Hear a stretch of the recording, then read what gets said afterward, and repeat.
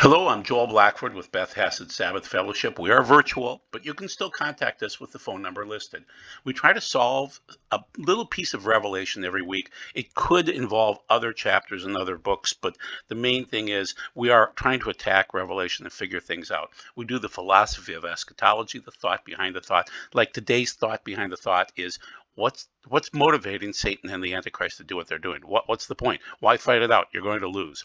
Well, what's the philosophy then? What you need to know, your reality, our existence, and then we are solving those little pieces of revelation a little bit at a time. Hopefully you enjoy that.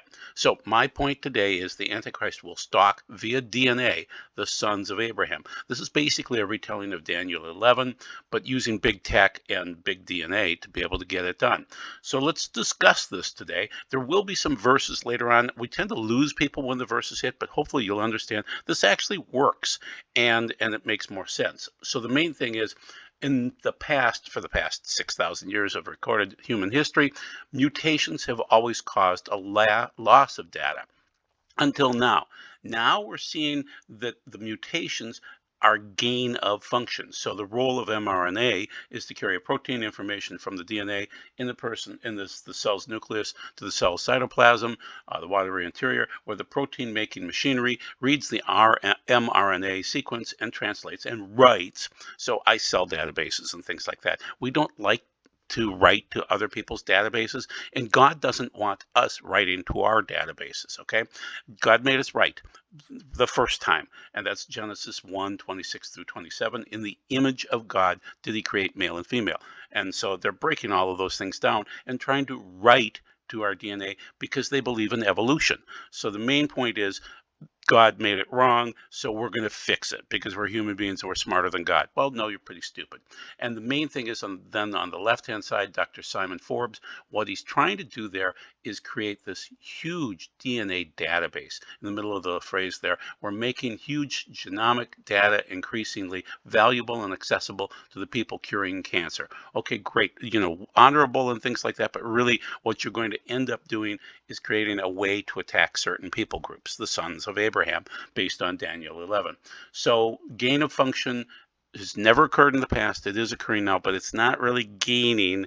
It is writing to your cells, and it's not good. You don't want to open up your cells. Your cells have this wonderful way of balancing and not letting things in that they don't want in. They attack those things. Well, mRNA technology allows that protection, that guardian system to be broken down, and then things can be written in there, and you don't want that to occur. So anyway, what's also occurred in the last week or so here is Elon Musk was interviewed, and the nice guy from CNBC said, okay, I've got kids, you've got kids. What are our kids going to do in 20 years? And Elon pondered for a long period of time because he knows the answer. The answer is they can sit at coffee shops and do nothing. That's what your job will be in 20 years. Sit in coffee shops and do nothing unless the Messiah arrives sooner than that. And so bottom line is, Elon, I would argue that he will be involved in the image of the beast, that he will be involved with setting up the connection between the AI, the computer systems, things like that, databases, and your brain. But mostly, I think he'll be involved in the image of the beast. So once again, Tesla CEO Elon Musk discusses the implications of AI on his children's future in the workplace. There will be no workplace. AI is moving that fast. Then on the other side, the ex-Google exec, he left on good terms, I believe, Mo Gaudat, warns AI will view humans as scum, could create killing machines. No, he's right, but he's wrong. Here's the difference. Based on what we're seeing, the AI systems view us as good pets. We'll make good pets. We'll make good pets. Great pets. So so the main thing is they will view us and want to keep us around on leashes, just like animals. They think animals are really cool, like dogs and cats and things like that. So robots will have AI driving them. They will be smarter than us, and they're already smarter, but they'll be much smarter than us, like 10, 20, 50 times smarter than us, just in a year or two, okay? So they will view us as pets in a short period of time. That's why we really hope that Yeshua comes back sooner. Down on the lower right-hand side here, we have Eve, which is a robot that seems to be getting ahead of Elon Musk. And it's interesting that it's called Eve, and it's got the big, creepy, smiling face. But it is an amazing robot, and it's amazing what they're able to pull off right now. So basically, the AI will make decisions to exterminate people, yes, because they view us. They don't want as many. They only need about 500 million of us once AI kicks in. Okay, and we're at 8 billion right now, possibly 7 billion if we've lost a billion.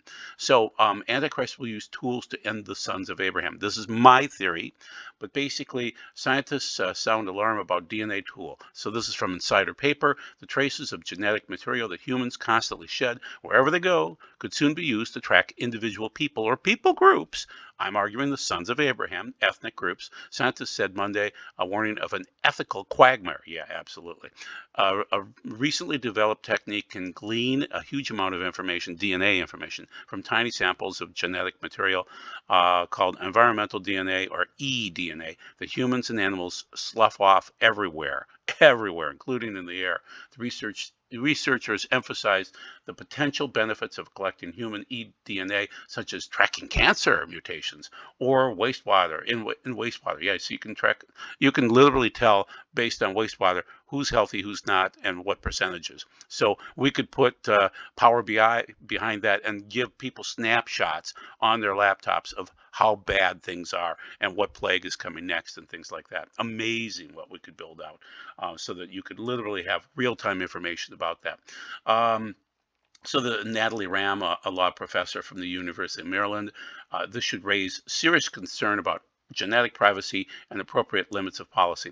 They're not going to ask those questions. Exploiting involuntarily shed genetic information for investigative aims risk putting all of us under perpetual genetic surveillance. Yeah, they're already there. Macaulay, another person on this, harvesting human eDNA without consent could be used to track individual people or even target vulnerable populations or ethnic minorities, the sons of Abraham. Do you see it? Do you see it? Okay, so this is from David Icke. I don't necessarily like the guy, but basically what he's getting at is your DNA can now be pulled out of thin air. They literally can find it. They can find certain regions, so they'll be able to track you individually. They'll be able to track you as a people group. And so if they want to exterminate a certain people group, they will. And so they're finding human DNA everywhere they look. And so it's eDNA again. So it's basically the same article, but David Icke's talking about it. Then on the right-hand side, exclusive, you have the right to remain cyber. ChatGPT funded robot powered by AI is already working as a security guard in the US and Europe. Yeah, that's what it's going to be.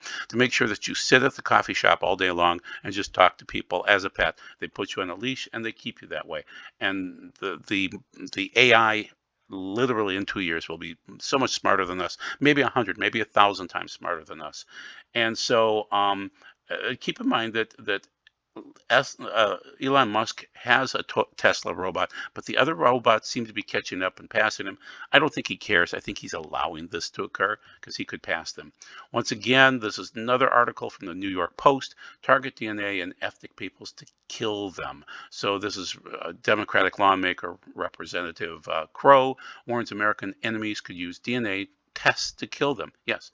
So according to him, then, DNA testing services claiming sophisticated weapons could use that information to target individuals. That's basically the picture of Daniel 11. And we'll get there in a minute. It'll be a lot of verses, but you'll see it.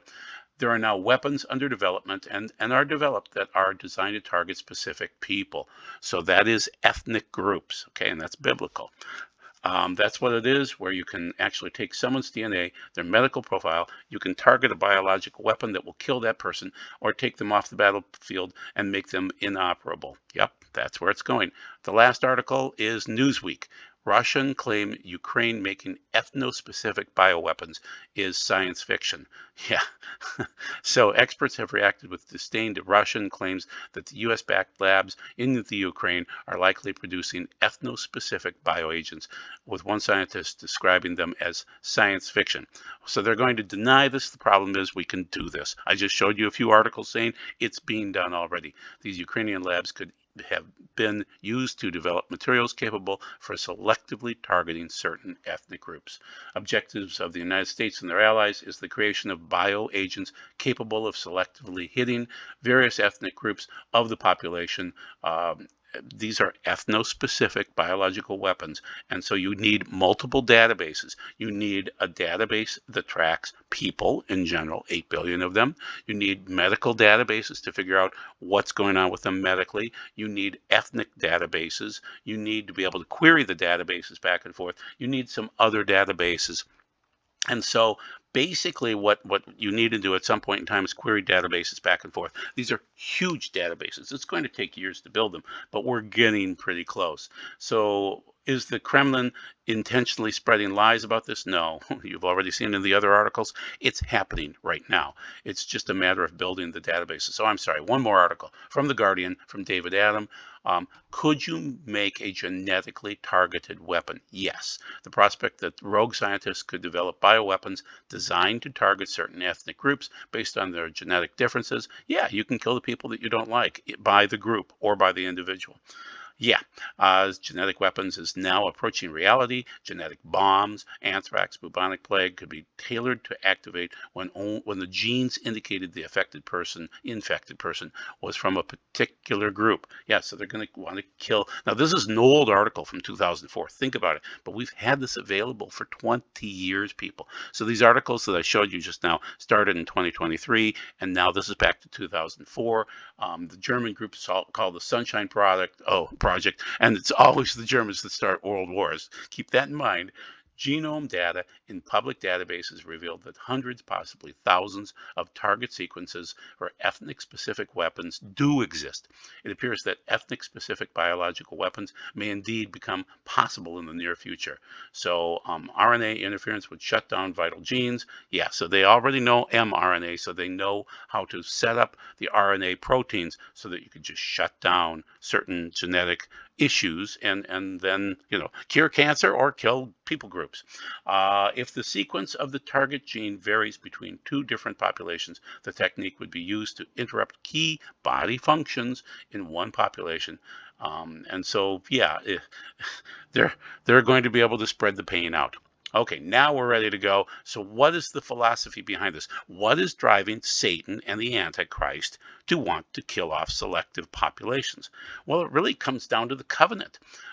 God originally said to Abraham, get yourself out of your country and away from your kinsmen and away from your father's house, which had idols, and go to the land that I will show you, Israel, and I will make for you a great nation. I will bless you, and I will make your name great, and you are to be a blessing. I will bless those that bless you, and I will curse those that curse you, and by all the families of the earth by you all families of the earth will be blessed. So to get this to work, you have to have tech, you have to have money, you have to have the Abrahamic Covenant. Yeah, that factors in too. You have to have the players. But what keeps Satan and the Antichrist moving forward? Because they're going to lose. They're going to rot in a fireball. Why fight against God? God keeps his promises, his covenants, his Abrahamic covenant. If the Satan and the Antichrist can kill off all of Abraham's seed, and they'll get close to it, they would win by default. God's promise to Abraham would be null and void if everybody's dead.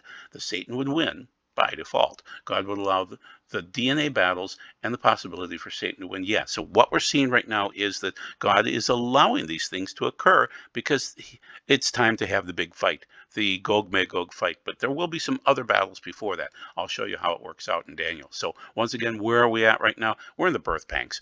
We are probably in seal 3. I see signs of seal 4, but I can't call it. I'm not a prophet. I'm just a guy that studies prophecy.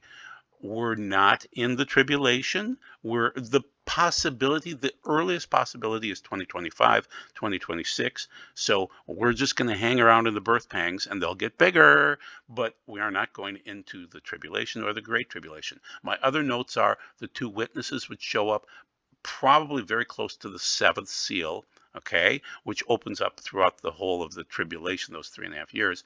And then down below, you'll see the 10 there, and that means that at about the seals point going into the trumpets, you're going to need to see 10 big tech companies big data be set up to be able to track the DNA. So you need those two kind of together. First, the tech companies are set up, then the DNA is tracked, then all these databases are set up, then the workflows back and forth so we can query databases and verify between all the various databases that we need. And then the Antichrist would be present during that time frame, but on the backside of the scenes. The Antichrist will not be real and present until the midpoint. So you can kind of see that how it, as the bowls open up, that's the time the Antichrist hits. And so the two witnesses show up just going in, and then they leave at about the midpoint, and then the Antichrist. And these times don't necessarily overlap because we're not sure, other than, well, I mean, if we see the event and correspond it to the Bible, we'll be able to figure out where we are in the process. But you have to kind of hit more than just birth pangs to be able to get a clearer picture. So you're just going to have to continue to study. That's what we do. So once again, this is about the Antichrist and his time frame. He's alive right now, but he's just hanging around. Big data, oh, they're alive. And they're creating the databases. And I'm watching the RFPs, because I'm in tech, of them creating their databases. And they'll work them together. It's not that difficult once you get them all ready to go. You know, whether you keep them on servers in the cloud or in the cloud itself, they'll be able to work it out. You'd be amazed at what the cloud is doing right now. And then the last thing is the DNA. They need to get the DNA into the databases too, so that they can track people groups, individuals and people groups. Okay, so we've seen some of this before. We've seen these visions from Daniel 2 and Daniel 7, where he has, you know, first of all in Daniel 2, the lion and the bear and the leopard and then the beast, okay, and the various things that match up with them. And those are actually kingdoms. So once again, it's Nebuchadnezzar and his Babylon, and Cyrus, the bear, with, and I'm arguing that Nebuchadnezzar reminds me, when you see the lion and the eagle's wings, of Great Britain also. And then you see Cyrus the bear, and Medo-Persia and Russia matches too, and Alexander, well, that's the leopard, and that's Germany also, if their tanks are called that. And then Caesars, the leaders there. And so you have to look in terms of, is this the individual that we're talking about or their kingdom? And so there's kings and kingdoms, and the Bible goes back and forth between the two. And then going forward, since those are the ancient times, and those were the 490 years that Daniel started out with, but then if you move forward every 490 years, you'll see that we go all the way up from 70 Common Era to 560 Common Era to Justinian I, and he cursed the Jews, and so the plagues came right as he was cursing the Jews, and then that ends that first 560 years with the death of the last Roman.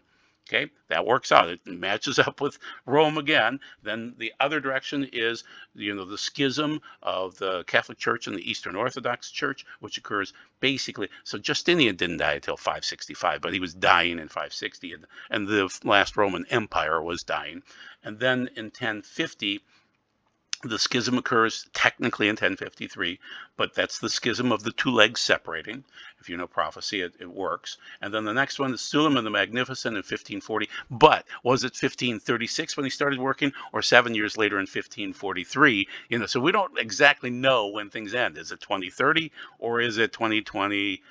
2033, I don't know. It could be any of those times. So the main thing is it's all 490 years each time, just like Daniel was talking about with his weeks of years type dreams, which is more found in Daniel 9. But anyway, so the point is, looking at it one more time, you've got these empires again. You've got, you know, empires and world leaders. Which one are we talking about? The ram is Medo-Persia in Daniel 8, but it is also, to me, the Pope and the papal system. And then the shaggy goat from chapter 8 again is Greece, the Antichrist, or the Antichrist system. And so the shaggy goat, just keep this in mind, that the Bible describes Satan as a shaggy goat in Leviticus 16 and in other places. There's this shagginess. I don't understand why. It could be Pan. There's a lot of different reasons for it. But the main thing is, I want you to think in terms of multiple possibilities for these things. And then so you've got the different, you know, Daniel 2, the statue, then Daniel 7 with the beasts and things like that. And then eventually here you end up with individual leaders, or you know, a little tighter description of them. But you also get one other factor going on, which is the morphing of the scripture, where it morphs from, say, Medo-Persia into Greece to the Antichrist with the little horn. We assume the little horn is the Antichrist. And so the main thing is, once again, that shows more of a shaggy goat defeating the ram in this case. So you've got the ram with the two horns. I'm arguing that's the Pope or the Catholic Church with the two horns. One kind of was broken off with the Eastern Orthodox. Then speedy goat with one big horn. Well, that's a shaggy goat. The goat destroys the ram. And this is chapter 8 again. And the goat with the big horn is broken off. Yep. Okay. And then you get the four growing up. So that is obviously Greece. I see where you're going with that. That is Greece. But then there is that one powerful horn that pops up in Daniel 8, verse 9. So let's read that and see the process, the morphing process. The male goat, shaggy. It's a shaggy goat. It's a sair in the Hebrew, so that reflects the shagginess. Then became exceedingly strong, but when it was strong, the big horn was broken, and in its place arose what appeared to be four horns in the directions of the four winds. Yep, that sounds like Greece, no doubt about it. Out of them came a little horn, and you could argue that's Antiochus Epiphanes. I'm arguing against it. I'm arguing that is okay. First of all, yes, there are factors that are Antiochus Epiphanes, but here's when it varies and it morphs, which grew exceedingly big in the directions of the south and the east, and in the direction of glory, Israel. And it grew so great that it reached the army of heaven. It hurled down some of the armies and the stars to the ground and trampled on them. That's the Revelation 12 war in heaven. So it is future. I'm arguing the little horn is the Antichrist. This is Daniel 8 through 10. But the main thing is I want you to see this pattern as it flows through from Greece, and then suddenly we're talking about a little horn that seems to be the Antichrist. There are pictures that work with Antiochus Epiphanes. I get it. But I'm also arguing that it's more than that, because Antiochus did not climb into heaven and hurl down the army and the stars to the ground and trample on them. Didn't happen. So let's go into Daniel 11:36 through 45 with the concept of the morphing and where it occurs. When are we talking about Greece and when are we running in? And I'm citing Dalton Thomas and Joel Richardson. I am not friends with them. I tend to fight with them more than anything because there is no such thing as an Islamic Antichrist. It can't happen, guys.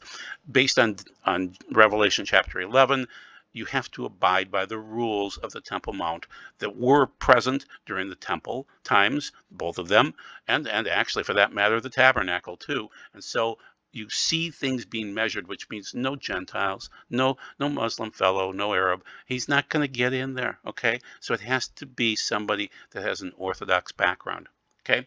And also the problem that I have with both of them is they are wed perpetually to Paul Cain, who was a child abuser, and I think sexually, okay, and his buddy Mike Bickle, and you can't support child molestation. You just can't.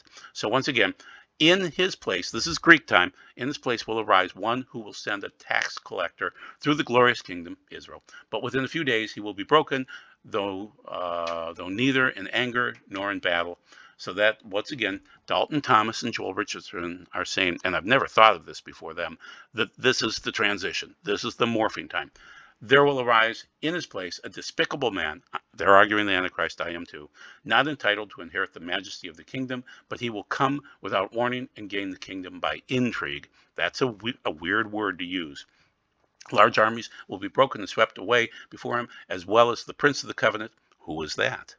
Alliances will be made with him, but he will undermine them by deceit, betrayal. Then, although he will have but a small following, he will emerge and become strong. That's Daniel 11:20 through 23. So what we're setting up is the typical transition, the morphing time, is verse 36. These guys say it happens in 21. I can see it. I can see it.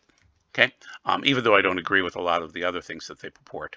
So without warning, he will assail the most powerful men in each province and do things his predecessors never did, either recently or in the distant past. He will reward them with plunder and spoil and wealth. The Antichrist will do that while devising plots against their strongholds, but only for a time. He will summon his power and courage against the kings of the south. They're probably Arab, and with a great army, and the king of the south, could be Egypt, could be Sudan, will fight back with a very large and powerful army, but he will not succeed because of plots devised against him. Yes, those who shared his food will destroy him. His army will be swept away, and many will fall into the slaughter. Okay, so Daniel 11, 24 through 26, continuing on in Daniel 11, these two kings, bent on mischief, will sit at the same table, speaking lies to each other, but none of this will succeed because of the appointed time of the end will not have come yet. So there is a time for all of this to occur. And that's where we're getting close to. That's why I'm arguing that Joel and Dalton are correct with this, because literally you're seeing the morphing occurring in the verbiage there, that the appointed end will not have come yet. So that means that this must be where we are right now in the end times. Then the king of the north will return to his own land with great wealth, with his heart set against the holy covenant. He will take action and then return. And the holy covenant, I would say, in part, is the Abrahamic covenant. Okay, so he will have his heart set against that. He will take action and then return home. At the time designated, he will come back to the south. But this time, things will turn out differently than before, because ships from Kittim will come against him, so that his courage will fail him. Then in retreat, he will take furious action against the Holy Covenant. Is that the Abrahamic Covenant? Again, showing favor to those who abandon the Holy Covenant. Continuing on, armed forces will come at his order and profane the sanctuary and the fortress. They will abolish the daily burnt offering. Well, there aren't any right now. And really, we haven't had the daily burnt offering for 2,000 years. So, and set up the abomination that causes desolation. So this does sound like the Antichrist. It does. Okay. It doesn't sound like, yes, it does sound like Antiochus Epiphanes too. It does. Both. Those who act wickedly against the covenant, he will corrupt with his blandishments, but the people who know their God will stand firm and prevail. Those among the people who have discernment will cause the rest of the people to understand, and that's where we're at right now, of what is happening. Nevertheless, for a while, they will fall victim to the sword, fire, exile, and pillage. When they stumble, they will receive a little help, although many who join them will be insincere. Now we're moving into the time when almost every eschatologist says this is the Antichrist. And so when the red arrow hits, you'll know it. Even some of those with discernment will stumble, so that some of them will be refined, purified, cleansed for an end yet to come. That's eschatology. At the designated time. That's even more eschatology.